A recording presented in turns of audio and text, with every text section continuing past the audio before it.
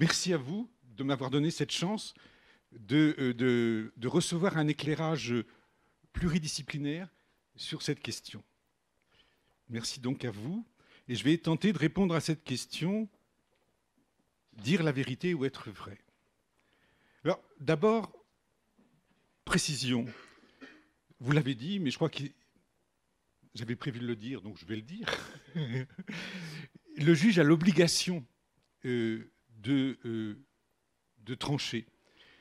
C'est-à-dire que comme l'historien, il s'intéresse au passé, puisque, et le passé, quand on parle du passé en justice, c'est un passé relativement lointain par rapport aux faits que vous avez à connaître dans vos professions, où le temps qui s'écoule est généralement peu important.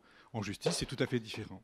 Mais contrairement à l'historien, le juge est obligé de trancher. C'est-à-dire qu'il ne peut pas se dire, comme l'historien, il est vraisemblable que, il est possible que, tout permet de penser que. Le juge doit répondre à la question, est-il coupable ou est-il responsable en matière civile, de façon binaire, c'est oui ou c'est non. Donc c'est une question, je dirais, presque fermée. Et cette obligation qui lui est faite de répondre à cette question, est-il coupable, est-il responsable, après avoir reconstitué ou reconstruit les faits, puisqu'ils se sont passés et il n'en a que des traces, cette obligation qui lui est faite est actuellement interrogée par l'évolution ou la pression de l'opinion publique sur l'institution judiciaire. Actuellement, l'injonction est faite au juge, non plus de ne pas se tromper, ça c'était une exigence minimale, et on parlait jusqu'à présent d'erreur judiciaire dès lors que la personne condamnée était en définitive innocente. Et cette exigence de ne pas se tromper lorsqu'on déclare coupable était en effet le minimum. Mais désormais, on veut aller plus loin. Et on parle d'erreur judiciaire d'impunité. C'est-à-dire qu'il ne suffit plus au juge de dire de ne pas se tromper de coupable. Il faut, pour le juge, dire aussi qui est coupable. Et on a une évolution qui se traduit par des exigences. Notamment, on a la remise en cause du droit à l'oubli. Là, récemment, l'Assemblée nationale vient de voter un texte qui permet de se replonger sur des faits passés, au-delà du temps généralement admis. Dans notre système, on considérait qu'au bout de 10 ans, pour un crime, par exemple, eh bien, si on n'avait rien trouvé dans les 10 ans, on oubliait. Le droit à l'oubli pour les personnes. Eh bien, c'est remis en cause maintenant. Ce délai de prescription est augmenté, donc, et la recherche de vérité devient de plus en plus compliquée, puisque je parlais d'un certain temps entre le moment où le juge va reconstruire le passé et les faits. Maintenant, si le texte voté à l'Assemblée nationale est adopté par le Sénat, on pourra retourner 20 ans en arrière. Vous voyez les difficultés qui se présentent pour trouver les témoins. Autre élément qui est cette pression pour le juge de dire toute la vérité, c'est la remise en cause des verdicts d'acquittement. Toujours cette idée que les juges, jusqu'à présent, considéraient que les juges, pour les libertés, pour la défense des libertés, ne devaient pas se tromper, et que si c'était trompé, c'était absolument indispensable que l'on puisse réviser les condamnations, et donc les révisions des condamnations étaient possibles.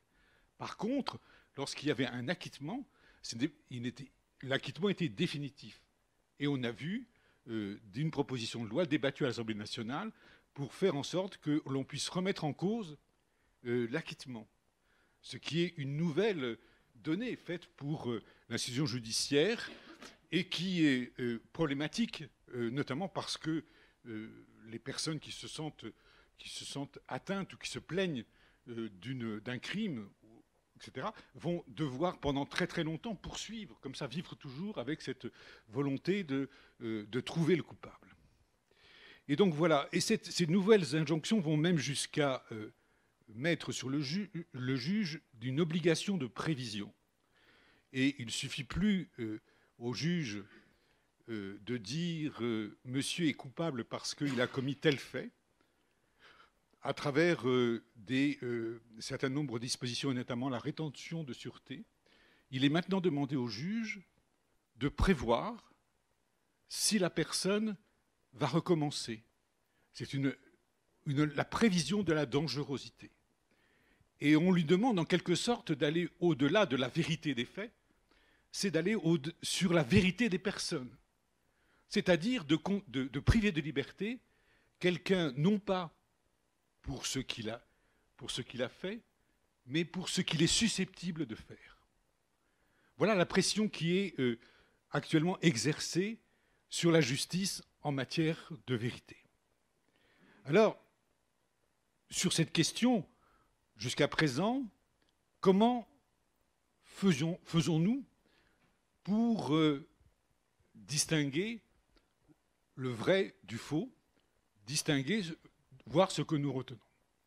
Alors, au point de départ, il y a très longtemps, pour dire oui, il est coupable, non, il n'est pas coupable, oui, il est responsable, il n'est pas responsable, on avait trouvé, à l'époque lointaine, une piste. On disait, dans le fond, il suffit de soumettre la personne à une épreuve. C'était en quelque sorte l'épreuve de vérité. Et donc, si il résistait à la torture, qu'il n'avouait pas sous la torture, il était innocent. C'était très religieux aussi. C'était effectivement l'idée que Dieu va dire la vérité. Si la personne répond positivement à l'épreuve, Dieu le désigne comme étant innocent. Alors notre État laïque a abandonné cette forme de procédé quasiment magique et religieuse, et on a pensé qu'en effet, il fallait amener des éléments de preuve et débattre des preuves. Et là, il y a eu une évolution. Au point de départ, c'était simple. On disait, dans le fond, pour éviter qu'il y ait la guerre, la vengeance ne doit plus exister. Et donc, on va faire en sorte d'amener les personnes à s'expliquer. Et c'était le système de l'accusatoire.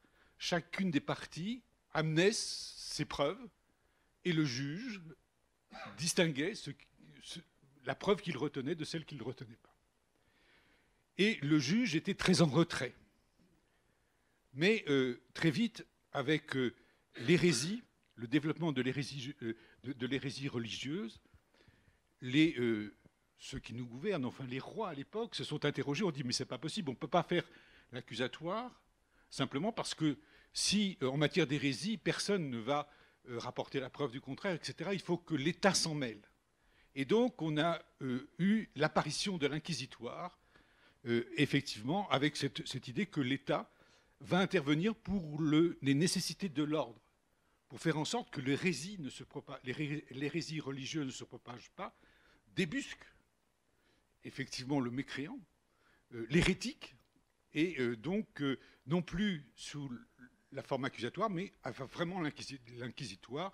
Et la période de l'Inquisition, c'était vraiment une inquisition musclée. Et actuellement, on est dans une autre période qui est en train de dépasser l'inquisitoire pour faire en sorte d'introduire, pour le respect des droits fondamentaux, l'obligation du respect du contradictoire. Sans doute avez-vous suivi cette évolution du fait de la Cour européenne des droits de l'homme, qui maintenant fait que l'inquisiteur, le policier inquisiteur, doit maintenant accepter l'avocat dans les locaux de garde à vue pour s'expliquer. Donc on a une évolution, on est passé de l'accusatoire à l'inquisitoire avec un peu d'accusatoire, et maintenant on est avec des restes d'inquisitoire, mais beaucoup d'accusatoire pour la protection des droits fondamentaux. Et alors, comment on fait pour déterminer les éléments de réponse à cette question, est-il coupable, est-il responsable? Alors on a un système, c'est la question de la preuve. Il faut apporter la preuve en justice, il ne suffit pas d'avoir raison, il faut le prouver. Mais il y a cette question il y a des impossibilités de prouver. Alors, comment fait-on? Et c'est peut-être des présomptions que vous devez peut-être connaître en matière de professionnels. On considère que des fois, des preuves sont difficiles à rapporter, et on va établir des présomptions. Des présomptions, par exemple, une obligation de résultat. Par exemple, une présomption selon laquelle, si ça s'est passé comme ça, c'est que vous êtes présumé ne pas avoir fait ce qu'il fallait. Et en matière de culpabilité, la présomption de base, c'est la présomption d'innocence. Mais il est intéressant de voir que, notamment dans les médias, je ne sais pas si vous l'avez observé, mais à chaque fois, moi j'ai les cheveux qui se dressent sur la tête, on ne parle plus de présomption d'innocence, mais on parle de présomption de le présumé coupable, ce qui est une hérésie par rapport, effectivement, aux exigences probatoires et au système pénal qui fait que vous êtes présumé innocent, sauf si on démontre que vous n'êtes pas coupable. Alors, pour cheminer, pour déterminer ces preuves, pour peser ces preuves, il y a en gros deux systèmes. Il y a le système anglo-saxon, qui est tout se passe à l'audience, et c'est le débat, et seulement le débat, qui permet de retenir le plus vraisemblable. Ce n'est pas notre système. Nous avons fait le choix, comme les pays de droit écrit, de la raison. Et je vais très rapidement essayer de vous parler de ce choix de la raison, qui a un certain nombre de conséquences et qui est dans notre tête, le choix de la raison devrait aboutir à établir la vérité. Mais après 40 ans de métier de juge, je peux dire que malheureusement, la raison ne permet pas toujours de tout éclairer et que l'ombre, malheureusement, a aussi sa vérité. Et toute la question est de savoir comment on fait pour tenir compte de l'ombre. Alors, le choix de la raison implique au niveau procédural d'abord une mise à distance du juge et ensuite de donner au juge sa part, mais que sa part. La mise à distance du juge, en effet, dans nos systèmes, le juge n'a pas les mains, n'a pas de recherche de preuves à faire. On lui amène un dossier. En matière civile, les parties constituent leur dossier, échangent leurs preuves, et en principe, le juge ne peut pas intervenir. N'intervient pas, je veux dire. Il peut intervenir, mais il n'intervient pas. C'est la même chose au niveau pénal, puisque les investigations sont menées par des enquêteurs, officiers de police judiciaire, éventuellement juge d'instruction, mais le juge d'instruction est alors un enquêteur indépendant, mais il est juge non jugeant. Et le juge d'instruction ne peut pas juger une affaire qu'il a instruite pour respecter cette distance, la nécessaire distance pour donner une chance à la raison, en quelque sorte. On fait une part de recul par rapport à la distance. Alors, cette constitution du dossier, il peut arriver que le juge y mette sa part. C'est-à-dire qu'il va éventuellement se transporter sur les lieux. On l'a vu, par exemple, pour la jungle de Calais, où le juge chargé de dire s'il y avait lieu ou expulsion est allé sur les lieux pour se rendre compte. Et c'est vrai que le dossier est aussi un dossier trompeur. C'est-à-dire que lorsque les preuves sont rassemblées, ils peuvent être orientés, il y a des choix de preuves, et peut-être le juge peut être insatisfait de ce choix de preuves. Il a donc la possibilité d'aller vérifier lui-même. Et à cet égard, pour bien expliquer ça, ce piège que peut représenter le dossier. J'étais à l'époque juge des référés au tribunal de grande instance d'Angoulême, et on me demandait d'arrêter, d'interdire l'exploitation l'interdire l'exploitation d'une usine de porc, où il y avait des petits porcs qui étaient élevés, qui s'étaient installés dans un village de la Charente-Limousine après la tempête de 2000, et il y avait un comité qui s'était levé, qui s'était constitué pour demander à ce qu'elle s'en aille. Et l'éleveur disait, mais moi, mon exploitation porcine a été détruite par la tempête de 2000, il faut bien que je vive et il faut bien que mes porcs vivent. Et tout était présenté dans le dossier qui était évoqué à l'audience, et les éléments qu'il y avait dans le dossier étaient, en gros, c'était épouvantable, il y avait de l'odeur, il y avait du bruit, enfin c'était devenu intenable.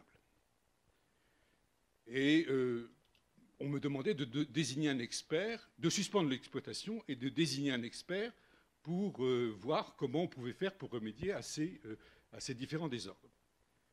La suspension me posait problème pour... il y avait effectivement un certain nombre d'employés, il y avait un certain nombre de choses. La protestation des habitants me posait question. Et je ne sais pas pourquoi, si c'est pour y voir plus clair ou parce que j'étais tenté par la découverte de ce petit village de la Charente-Limousine, j'ai fait un transport sur les lieux et qui m'a à ce moment-là éclairé et révélé les dangers du dossier. Le dossier que j'avais était « ça sent mauvais » et j'arrive sur les lieux. Et première chose, je sens et je ne sens rien. Et en fait, l'éleveur qui était là et qui n'était pas présent à l'audience m'a expliqué que c'était un système de combo litière et qu'il n'y avait pas d'odeur. Et donc on a dit, mais où est le problème? En fait, le problème était tout simple, c'est que les petits porcs étaient approvisionnés avec simplement deux œufs. Il y avait juste un approvisionnement de porcs avec deux auges. Et donc les petits porcelets se précipitaient à l'heure du repas, et il y en avait toujours un qui pouvait passer. Donc les autres étaient fort mécontents. Et effectivement, ils se mordaient la queue. Et un porcelet dont la queue est mordue exprime un cri extraordinairement terrible. Enfin, voilà. Et donc, en fait, le problème, c'était la queue du porcelet, je veux dire. Donc, c'était plus du tout la suspension, les trucs, etc. L'orientation donnée, l'éclairage des faits était devenu différent. Et du coup, on s'est arrangé, on a multiplié, enfin, il y a eu un accord pour multiplier les lieux d'approvisionnement des porcelets pour qu'ils arrêtent de mordre la queue. Voilà. Donc voilà, c'est les pièges en fait, qui peuvent représenter le dossier, la présentation d'un dossier qui peut éluder la réalité. Et ensuite, lorsque tout est... le dossier, la période d'instruction est terminée, il faut ensuite passer effectivement au délibéré. C'est la part du juge. Et la vérification des faits, c'est le débat contradictoire qui le permet. C'est-à-dire qu'avant de prendre sa position, le juge va entendre les différentes thèses et soumettre contradictoirement aux uns et aux autres, enfin avec le point de vue des uns et des autres, les différents faits. Et les faits sont éclairés par le point de vue de l'un et de l'autre. Et à cet égard, pour bien comprendre l'importance de ce débat contradictoire, c'est le roi Gouan souligne cette faculté déconcertante qu'ont les faits de se ranger dans le bon ordre, pour peu qu'on les éclaire d'un seul côté à la fois. Donc c'est tout l'intérêt effectivement du débat contradictoire qui a lieu à l'audience, qui fait qu'on va présenter un fait et une partie va poser des questions, le juge lui-même va poser des questions, et donc on va essayer d'avoir un éclairage de plusieurs côtés pour éviter que rien ne reste dans l'ombre. Et une fois qu'on a fait cet éclairage, eh bien, le rôle du juge est de peser le pour et le contre. Et le serment des jurés, par exemple, pour la cour d'assises, disent bien quelle est la mission du juge. La mission du juge n'est pas de dire qui est coupable, mais de dire celui que l'on désigne comme coupable, est-ce qu'il l'est vraiment? Et le serment des jurés est le suivant. Les jurés doivent prêter serment d'examiner avec l'attention la plus scrupuleuse les charges qui seront portées contre X et de se décider d'après les charges et les moyens de défense. Donc c'est vraiment cette pesée, ce tri qui va effectivement être fait. Et dans ce tri, le juge qui est mis à distance par le débat contradictoire, qui est mis en distance parce que les preuves lui viennent d'ailleurs, doit, dans cette pesée, faire preuve d'impartialité. Alors, cette notion d'impartialité, je voudrais simplement juste vous préciser. Impartialité, on a l'impression que le juge est impartial, donc il ne doit rien dire, il doit avoir aucune idée en tête. C'est faux. Et heureusement, le juge a forcément des idées en tête. Il a forcément une culture.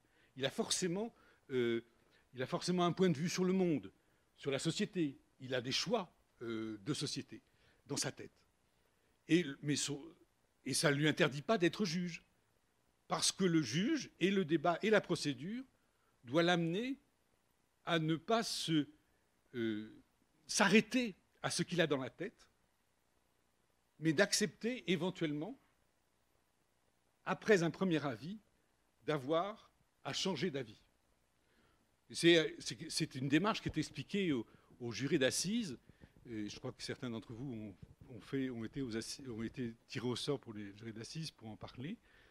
C'est en fait, on explique au jury qu'au fond, aller à la recherche de la vérité, c'est comme un voyage en mer par gros temps.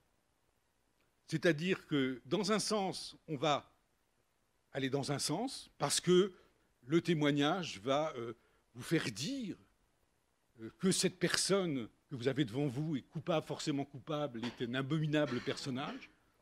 Et puis vous allez avoir un autre éclairage qui va vous amener à dire mais non, il est complètement innocent. Donc, voilà, l'obligation de voyage en mer, de faire en sorte par gros temps. Voilà ce qui est obligé à faire. Alors, comment fait-on pour faire le tri? Alors après, une fois que toutes ces informations ont été reçues dans l'audience contradictoire, que les juges ont été mis en position de faire le voyage, ils doivent se décider. Et donc, il y a effectivement l'obligation de faire le tri, et c'est le délibéré. Et le délibéré, c'est quoi? C'est-à-dire, voilà ce que j'ai entendu à l'audience, est-ce que ça convient? Est-ce que c'est convaincant ou pas? Qu'est-ce que tu en penses? Qu'est-ce que tu en penses?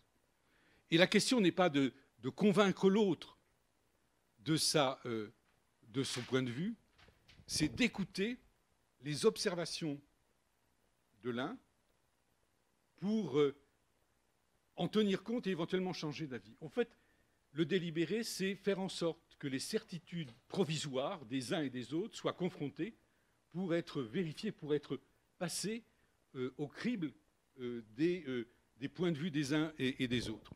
Et lorsque j'étais président de cour d'assises, j'avais pour habitude de faire un tableau en 3 colonnes où chacun disait les choses, comment il allait classer les différents éléments qui étaient les éléments de preuve qui étaient dans le débat. Il y avait l'élément qui, pour les uns, était pour démontrer la culpabilité. Il y avait, pour les autres, le même élément pouvait démontrer, renforcer la présomption d'innocence. Et puis, il y avait les cas, on ne savait pas. On ne savait pas si c'était de l'innocence, on ne savait pas si c'était de la culpabilité, et c'était l'ombre. C'était dans l'ombre, les zones d'ombre. Et ce qui est très important pour les juges, c'est de faire en sorte de ne pas juger sur l'ombre.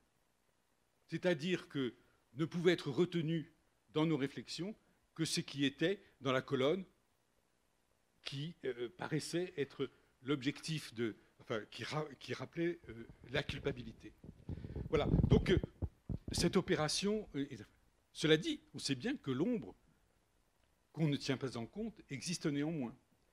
Et notre question, c'est comment fait-on pour que la vérité de l'ombre soit débusquée ou ne prenne pas une part trop importante dans la décision. Alors, ces vérités de l'ombre, elles sont de 2 ordres. il y a les silences, et puis il y a les dépendances du juge. Les silences, alors c'est clair, il faut bien le dire, le premier silence à l'audience, c'est un lieu d'intimidation. Il y a une position asymétrique entre les juges, les témoins, les accusés. Il y a une... Et André Gide, qui a été juré de la cour d'assises de Rouen, à l'époque on disait la Seine inférieure, a écrit un magnifique ouvrage qui s'appelait Souvenirs de la cour d'assises. Il était juré. Et il disait, il dit la chose suivante, on n'imagine pas ce que c'est troublant de se lever et de prendre la parole devant la cour. S'il ne faut jamais déposer, certainement je perdrai contenance. Et donc là, on est vraiment dans l'une des questions qui se posent à la justice. Comment fait-on pour que la peur ne soit chassée du prétoire, l'intimidation? Et ce n'est pas une figure de style. À Saint-Omer, comme dans tous les tribunaux, il y avait une barre où les témoins venaient déposer. Et ce qui était symptomatique de voir, c'est que la barre était vernie. Elle était vernie partout, ou presque partout, sauf aux deux extrémités. Là où les témoins posaient leurs mains, et parce que, visiblement, il y avait eu beaucoup de sueur et de mains moites qui avaient fait reculer le... Voilà. Donc il faut, bien sûr, tenir compte de cela pour essayer de... Et puis, je ne sais pas si vous avez lu Histoire de la violence, le dernier ouvrage d'Édouard Louis, et qui raconte sa violence, et qui raconte à quel point l'obligation qui lui est faite de raconter ce qu'il a vécu comme victime de viol a été vécu par lui comme une dépossession. Comment est-ce que l'on fait pour faire en sorte que la vérité du viol puisse apparaître en tenant compte effectivement de cette violence qui est imposée aux personnes qui en sont victimes des actes pour le faire. Voilà. Et donc, il y a aussi dans l'ombre, il y a les dépendances du juge. Je veux dire, le juge, c'est un homme. On a, s'agissant d'un corps organisé, d'un inspecteur, c'est effectivement on a des ciseaux dans la tête. Et François Sureau l'explique très bien. François Sureau était un magistrat administratif qui écrit des choses très belles d'ailleurs, au demeurant. Je fais référence à un ouvrage qu'il a écrit, qui est paru chez Gallimard, qui s'appelle Le chemin des morts, où il raconte quelque chose qui lui est arrivé. Et il était à l'époque membre de la commission d'examen des décisions de statut des réfugiés, des réfugiés politiques. On était en 82, la République espagnole venait d'être proclamée, et un Basque, un ancien membre de l'ETA basque, qui était depuis 10 ans, avait une carte de séjour en France, n'avait plus droit à la carte de séjour puisque l'Espagne était devenue un pays démocratique, et avait demandé le statut de réfugié politique qui lui avait été refusé parce que l'Espagne était un pays démocratique. Et ce réfugié disait « Non, bien sûr l'Espagne est démocratique, mais la police reste toujours la même. Et il y a des officines parallèles qui continuent d'agir, et qui, si je rentre en Espagne, je suis en danger de mort, et j'irai en Espagne parce que je ne peux pas vivre sans situation, sans possibilité de séjour régulier. » Et le problème qui se posait au juge, c'est est-ce qu'il pouvait dire à la République espagnole, cet ancien membre de l'ETA, s'il rentre chez vous, est en danger. Vous êtes incapable de le protéger. Et voilà, ils ont décidé de le refuser, son statut. La personne est allée, effectivement, le dit réfugié est allé, effectivement, en Espagne, et il a été assassiné par l'époque, on appelait ça les Galles, etc. Et le magnifique ouvrage qu'a fait François Sureau a pour titre Le chemin des morts. Ça fait référence à ce qui se passe pour les Basques, c'est-à-dire que les Basques, lorsqu'ils enterrent l'un de l'autre, ils leur font faire un chemin qu'on appelle le chemin des morts avant de le conduire au cimetière. Et voilà ce que François Sureau dit à propos de ça. Pourquoi j'ai choisi ça? Pourquoi j'ai pas donné le statut de réfugié politique en disant il risquait quelque chose? On me l'avait dit, il n'y avait rien de bien certain, mais c'était quelque chose qui était dans l'air. Et il dit la chose suivante: je n'ai risqué rien, et les autres membres de la commission non plus, rien, sinon cette espèce de discrédit, à la fois intellectuel et moral, que les juges craignent par-dessus tout, parce qu'il peut compromettre leur carrière. Donc voilà, c'est aussi ça qu'il faut arriver à dépister lorsqu'on essaye de voir la vérité, de débusquer le réel. Et oui, d'accord. Je vais donc passer très très vite sur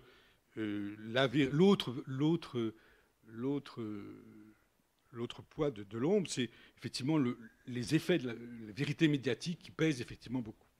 Et comme on me demande de conclure, je vais conclure. Et la vérité dans tout cela. Et je crois qu'au fond, il y a aussi une autre question qui est celle-ci. Et pourquoi faudrait-il que le juge soit tenu de dire rien que la vérité? Bien sûr. Mais est-ce qu'il peut dire toute la vérité? Pour toutes les raisons que j'ai essayé d'expliquer, sûrement pas. Je veux dire, mais est-ce que c'est son problème? En fait, je crois que, à mon avis, je pense que c'est pas son problème. C'est pas tellement son problème, toute la vérité. Parce que le juge a deux missions, qui est l'une de dire, de partager le vrai du faux. Et là, quand il dit que c'est le vrai, il faut qu'il ait les éléments pour dire que c'est du vrai, que ce ne soit pas toute la vérité, peu importe. Et l'autre mission, c'est de faire en sorte une mission de reconnaissance. C'est-à-dire que faire en sorte que, parce qu'il a dit le vrai, les personnes se reconnaissent et se retrouvent dans la société. C'est-à-dire que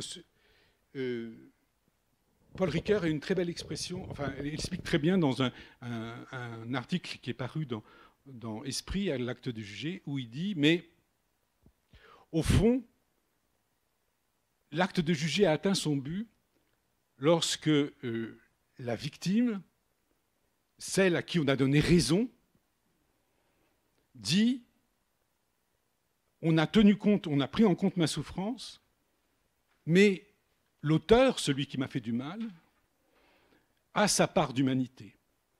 Et le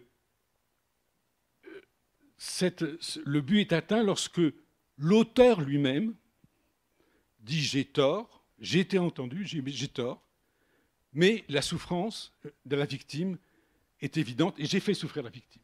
On m'a dit comment on fait une reconnaissance mutuelle des personnes qui étaient effectivement en séparation. Voilà, pardonnez-moi d'avoir été trop long.